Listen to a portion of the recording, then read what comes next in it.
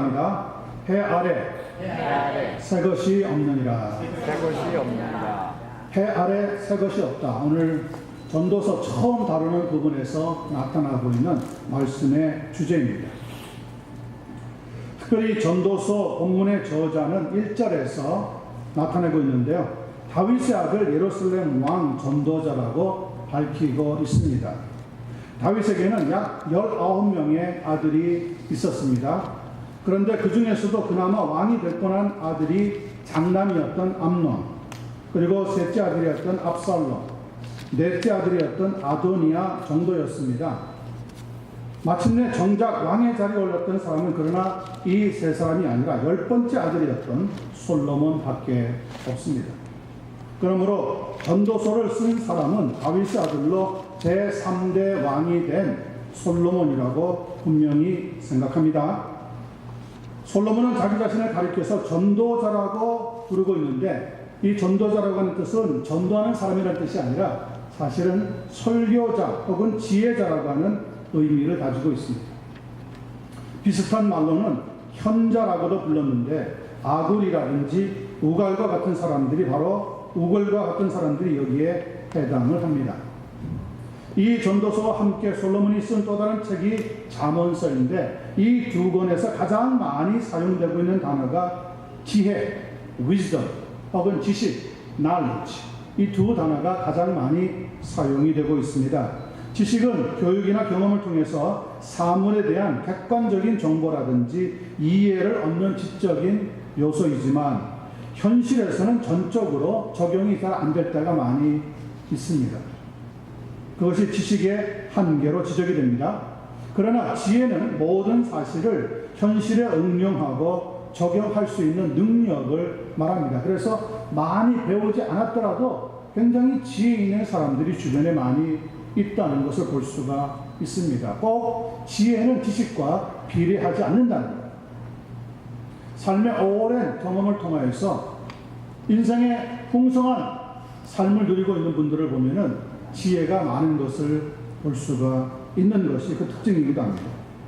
그래서 지혜는 품성이라든지 한 인격의 존재 목적이나 삶의 행실과 관련이 있습니다.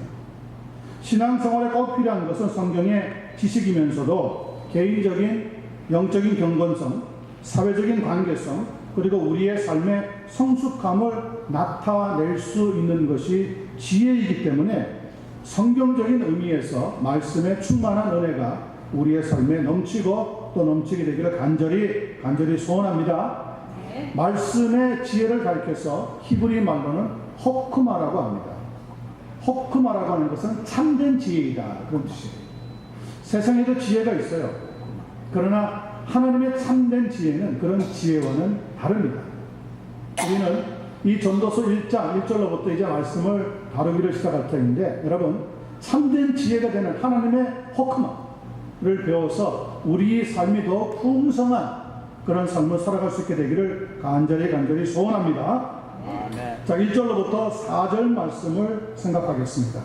다윗의 아들 예루살렘 왕 전도자의 말씀입니다. 이미 솔로몬이 그 저자라고 말씀을 드렸습니다. 2절, 전도자가 이르되 헛되고 헛되며 헛되고 헛되니 모든 것이 헛되도다. 해 아래에서 수고하는 모든 수고가 사람에게 무엇이 유익한가? 4절입니다. 한 세대는 가고 한 세대는 오되 땅은 그러나 영원히 있도다. 어떤 고백을 지금 해주고 있습니까? 헛되다. 이렇게 같은 단어가 4번이나 연이어서 반복되고 있습니다. 한마디로 인생 자체가 허무하다는 것을 우리에게 보여주고 있습니다. 무엇보다 해 아래에서 사람들이 하고 있는 모든 수고가 헛되다고 가르쳐주고 있습니다. 이 전도서의 저자인 솔로몬은 그런데 엄청난 부를 가진 사람이었습니다. 누릴 것을 다 누려보았던 사람입니다. 그의 앞에는 수많은 여성이 기다리고 있었고요. 왕으로서 업적을 세운 것도 참 많이 있었습니다. 처음에 그의 손으로 인하여서 하나님을 섬길 수 있는 성전이 세워지기도 했기 때문이라는 거죠. 그러나 그 모든 수고 뒤에 동일한 결론이 내려지고 있습니다. 어떤 결론입니까? 해 아래에서 유익한 것이 없더라는 겁니다. 여러분, 그러므로 오해하지 마시기 바랍니다. 사람들의 모든 수고가, 우리의 힘든 수고가 전혀 쓸모없다고 하는 의미가 아닙니다. 한 가지, 여기서 말하려고 하는 것은 영혼 구원에 있어서 아무런 유익이 없더라는 것을 가르쳐주고 있습니다. 아무리 사람이 애쓰고 수고하고 땀을 흘려도 그 노력과 수고가 우리의 영혼까지 구원하는 것은 아니라고 하는 사실입니다. 자, 여기에서 말하려고 하는 허무주의는 어떤 면에서는 비관주의라고도 볼 수 있습니다. 체념이나 절망에 빠져서 헤어나오지 못하는 사상, 비관주의, 허무주의라고 볼 수 있습니다. 헛되다. 참 굉장히 인생을 비관적으로 바라보는 것 같습니다. 이 정도면 여러분 느끼는 게 있죠? 아, 솔로몬이 마지막 그의 인생의 말기에 이런 말을 했겠구나. 솔로몬은 60까지 살다가 세상을 떠났습니다. 그의 아버지 다윗보다 10살이나 더 젊은데도 먼저 세상을 떠났습니다. 여러분, 젊다고 오래 사는 거 아닙니다. 나이가 많이 들었다고 해서 빨리 세상을 떠나는 거 아닙니다. 인생의 모든 삶의 주관은 누가 하는 겁니까? 하나님 하시는 겁니다. 그러므로 여러분, 어떤 삶에 놓여 있든지 비관적인 인생을 살아가지 않게 되기를 예수님의 이름으로 간절히 축원합니다. 아멘. 하나님 안에서는 새로운 소망이 있습니다. 새로운 인생의 설계가 만들어지게 되어 있다고 하는 의미입니다. 이 비관주의가 잘못되면은 허무주의로 빠지면서 결국 한탕주의로 끝나게 됩니다. 에이, 그냥 한꺼번에 어떻게 확 해가지고 내 인생 내 마음대로 살자. 그렇지 않는 사람은 어떤 사상을 가지고 살아가느냐? 적당주의로 살아갑니다. 이것도 싫고 저것도 싫고 그냥 내 편한 대로, 내 좋을 대로 삶을 살아가겠다. 그런데 허무주의도 적당주의도 성경에서 가르쳐주고 있는 인생의 목적은 아닙니다. 성경에서 가르쳐주고 있는 인생의 목적은 희락주의입니다. 창조적인 조의, 하나님이 주시는 기쁨을 가지고 인생을 복되게 즐겁게 살아가라고 가르쳐주고 있습니다. 미네소타주에 있는 미네아폴리스에 위치하고 있는 그 베들레헴 교회에서 오랫동안 목회한 존 파이퍼 목사라고 하는 분이 바로 이 기독교 희락주의를 강조하고 있는 목회자입니다. 그분은 이렇게 이야기합니다. 가장 깊고 가장 오랫도록 지속되는 행복은 하나님의 사랑 안에서만 찾을 수 있습니다. 그리고 우리가 하나님 안에서 발견하는 그 행복은 이웃과 나눌 때에 완성이 되어집니다. 그러니까 기독교에서 이야기하고 있는 창조적인 조의, 희락주의는 개인적으로만 완성이 되어지는 것이 아니라는 거죠. 나만을 위해서 주어지는 행복이 아니라는 거예요. 하나님의 사랑은 이 행복을 나눌 때에 온전히 이루어질 수 있도록 역사에 주신다는 거죠. 그러므로 우리의 삶은, 우리의 이 기쁜 기독교의 영적인 삶은, 구원의 삶은 반드시 우리 주변에 있는 사람과 나눌 때에 그 가치가 드러나게 되는 겁니다. 아이, 목사님, 저는 굉장히 소극적입니다. 저는 그리고 혼자 있는 걸 좋아합니다. 그냥 하나님으로부터 구원받은 것만으로 감사하고 살래요. 아니요. 하나님은 그렇게 하기 위해서 우리를 구원하시지 않았습니다. 소극주의 혹은 사람들 앞에서 나서서 말하는 것을 즐겨하지 않는 것은 나의 성향이지, 하나님은 우리를 통하여서 축복을 나누어 주시기를 원하는 거예요. 그러므로 여러분과 저는 항상 자주 말씀을 드리지만 하나님의 축복의 통로가, 브릿지가 되셔야 합니다. 그럴 때 나를 통하여서 더 큰 기쁨이 전달이 되어지는 삶이 되어지는 겁니다. 희락주의가 잘못되면은 여러분 쾌락주의로 빠지게 됩니다. 에이, 기독교 교회 다니는 사람들 보면 술도 마시지 않고 담배도 피우지 않는데 인생은 무슨 재미로 사나? 그러면서 자칫 잘못하면 쾌락주의로 빠져버립니다. 쾌락주의는 기독교가 말하고 있는 희락주의가 아닙니다. 우리는 성령의 열매 가운데 나타나는 희락, 하나님이 위에서부터 주시는 그 기쁨으로 충만한 삶을 살아가야 할 줄로 믿습니다. 1996년입니다. 미국 조지아주에 있는 아틀란타에서 올림픽이 열렸습니다. 최종 성화자는 모든 사람이 예상을 깨고 그런데 무하마드 알리가 되었습니다. 자칭 I am the greatest, 내가 세상에서 제일 강한 사람이라고 자처했던 그 알리를 보니까 손을 부들부들 떨면서 다리도 옮기는 것을 겨우 힘들어하면서 불을 붙여가지고 성화에 어떤 그 작업을 하는 것을 본 적이 있습니다. 그는 한참 날리고 있던 선수 시절에 이렇게 이야기했습니다. 나비같이 날아서 벌같이 쏘렸다. 그런데 그 성화에 불을 붙이고 있는 알리의 모습을 보니까 이건 나비도 아니고 벌도 아니더라고요. 그냥 인생의 모든 것이 이제는 지쳐서 겨우겨우 발을 옮기는 그런 환자와 같은 그런 모습이 우리들의 마음을 짠하게 한 적이 있습니다. 지금도 이 파킨스 병 때문에 고생을 아주 심한 투병 생활을 하고 있습니다. 여러분, 그 모습을 보면서 이 말을 들으면서 무엇을 느낍니까? 아무리 잘난 사람이라고 하더라도 그 인기나 명성은 한때랍니다. 돌이켜놓고 나서 보니까 그동안 저질렀던 우리의 모든 삶이 어떻다는 겁니까? 한마디로 허무하더랍니다.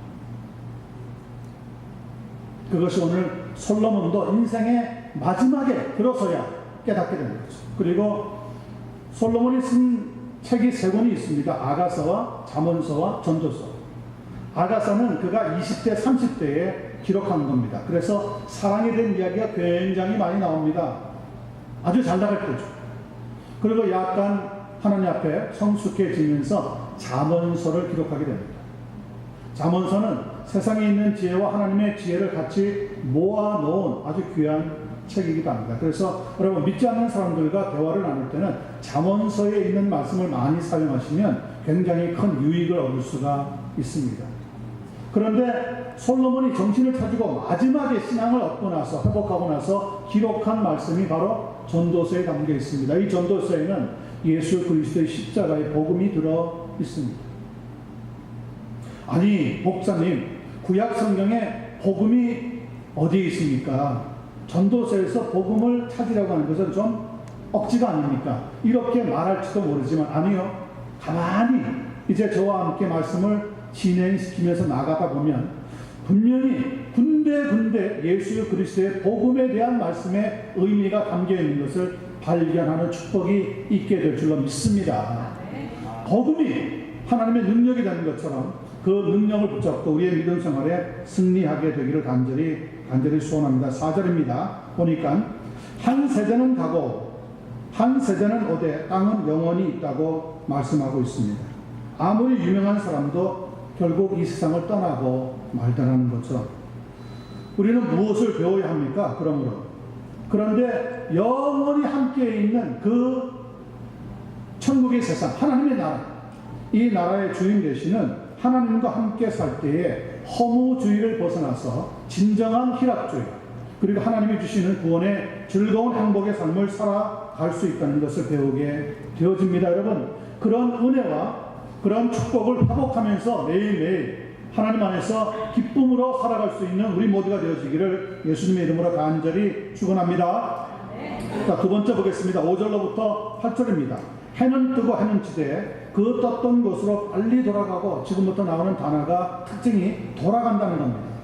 원래 있던 자리로 돌아간다는 겁니다. 바람은 남으로 불다가 북으로 돌아가며 이리 돌며 저리 돌아 바람은 그 불던 것으로 돌아가고, 계속 지금 나오고 있는 단어는 돌아간다고 하는 단어입니다. 7절 모든 강물은 다 바다로 흐르되 바다를 채우지 못하며 강물은 어느 곳으로 흐르든지 그리로 연하여 흐르니라. 돌아가서 흘러가게 된다는 거예요. 8절 모든 만물이 피곤하다는 것을 사람이 말로 다 할 수는 없나니 눈은 보아도 족함이 없고 귀는 들어도 가득 차지 아니하도다.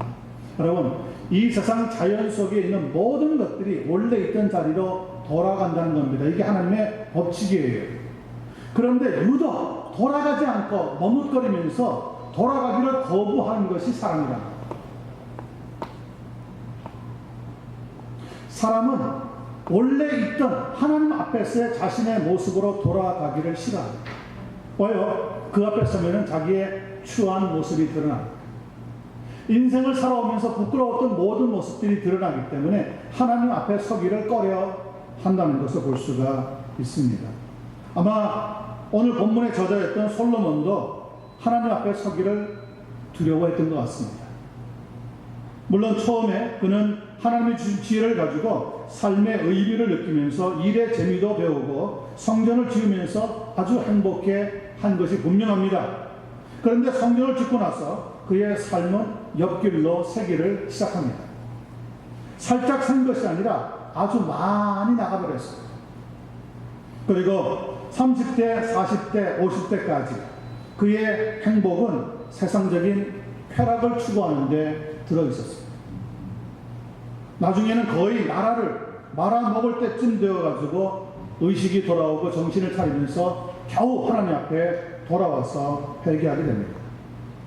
신학에 나오고 있는 사도 바울이라고 하는 분도 주님 예수님을 만나기 전에 삶의 목표가 자기 자신에게 있었습니다. 자기 자신이 높은 자리에 승진하고 다른 사람들로부터 명예를 얻고 인기를 얻는 것이 그의 삶의 전부였습니다. 그러다가 자기 잘난 맛에 자기 열심에 빠져 살다가 다메섹으로 가던 길에서 부활하신 예수님을 만나게 되어집니다. 그리고 그는 인생의 목적을 찾고 주님의 일꾼이 되어집니다. 복음을 전한다고 해서 행복이 거절로 주어지는 것이 아니었습니다. 복음을 전하면서 많은 고생을 하게 되었습니다. 그런데 그것조차 그에게는 진정한 기쁨이 되었다라고 하는 반전의 이야기를 전해주고 있습니다. 세상에서 살 때 그 누리던 것, 그 얻었던 모든 것들이 귀한 것이긴 하지만 나중에 주님을 만나고 나서 보니까 주님과 함께 신앙생활 하면서 복음을 전하는 것보다 더 귀한 것이 없다는 것을 배우게 되었다라고 하는 의미입니다. 그래서 에베소서 3장 7절에 보면 사도 바울은 주님의 일꾼이 된 행복을 이렇게 고백하고 있습니다. 내게 주신 하나님의 은혜의 선물을 따라 내가 일꾼이 되었노라. 성도 여러분, 하나님의 일꾼이 되시기를 주님의 이름으로 축원합니다. 이제 시간이 어느 정도 흘렀습니다. 그냥 자리만 지키는 평신도의 입장에서 이제는 적극적으로 교회를 섬기려고 하는 일꾼의 자리로 들어오시게 되기를 부탁을 드립니다. 그럴 때 일꾼만이 느낄 수 있는 놀라운 축복의 역사가 있습니다. 하나님은 반드시 우리가 땀을 흘리는 대가만큼 더 아름다운 축복으로 채워주시게 된다는 거예요. 일본 오사카에 가면은 예수 그리스도의 교회라고 하는 곳이 있습니다. 거기에 어느 날 한 거지 부부가 출석을 하게 되었답니다. 그 거지 부부는 다리 밑에다가 움막을 치고 살던 사람들인데 자식도 없었습니다.